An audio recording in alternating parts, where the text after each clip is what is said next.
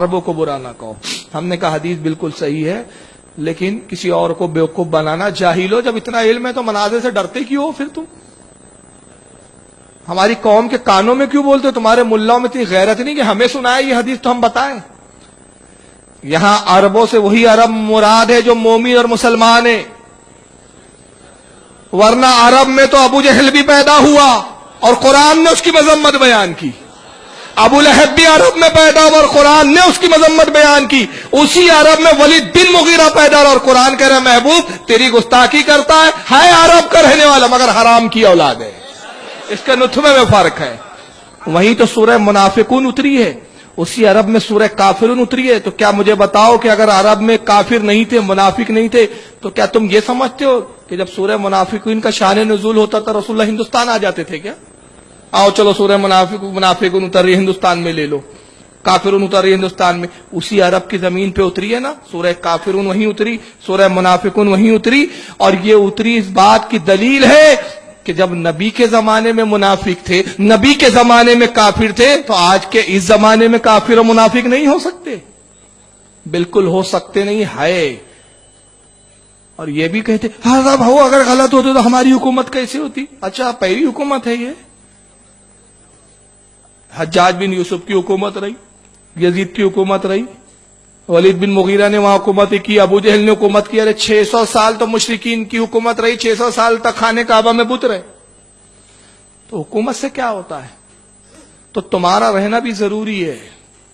تم نہیں رہو گے تو پھر کفر اور ایمان میں امتیاز کیسے ہوگا؟ مولا کائنات اور حضرت عمر فاروق طواف کر رہے، حدیث پاک میں آتا ہے فاروق اعظم کا دور خلافت ہے، سرکار کا وصال ظاہری ہوا، ایک عرصہ ہو گیا. فاروق اعظم نے حجر اسود کو بوسہ دیا اور بوسہ دیتے ہوئے کہتے ہیں کہ حجر اسود سن، تو ایک پتھر ہے، نہ تو نفع پہنچاتا ہے نہ نقصان، لیکن میں تجھے اس لیے چوم رہا ہوں کہ میرے نبی نے تجھے چوما ہے، میرے نبی نے تجھے بوسہ دیا ہے. لیکن ساتھ میں جملے کیا کہہ دیے کہ نہ تو نفع دیتا ہے نہ نقصان. دیکھیے بات جملے پہ غور کریں، پتھر سے کہہ رہے ہیں حجر اسود تو ایک پتھر ہی تو ہے، نہ نفع دیتا ہے نہ نقصان. پیچھے مولا کائنات علی مرتضیٰ تھے، کہا امیر المومنین یہ آپ نے کیا کہہ دیا؟ یہ پتھر نفع بھی دیتا ہے نقصان بھی پہنچاتا ہے، یہ معمولی پتھر نہیں ہے.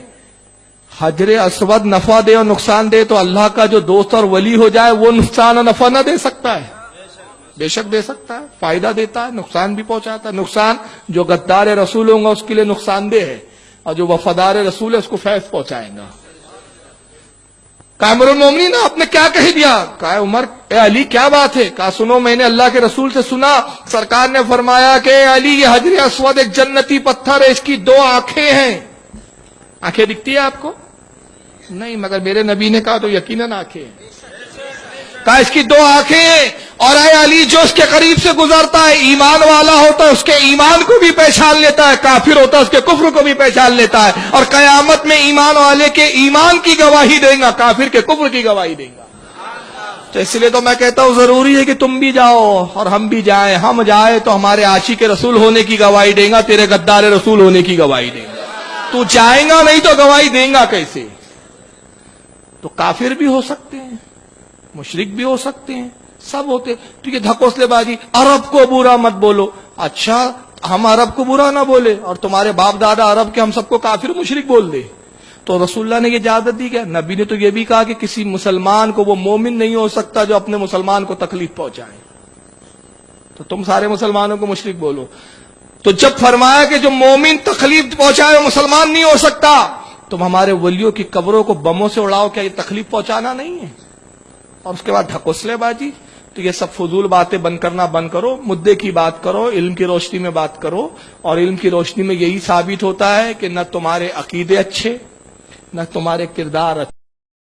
دیکھو تو انگریزوں کے چاپلوس نظر آتے ہو، یہود و نصارہ کے جو ہے چاپلوس نظر آتے ہو، اور عقیدہ دیکھو تو سوائے کفر اور گستاخان رسول ہونے کے کوئی عقیدے میں تمہارے بات نظر نہیں آتی.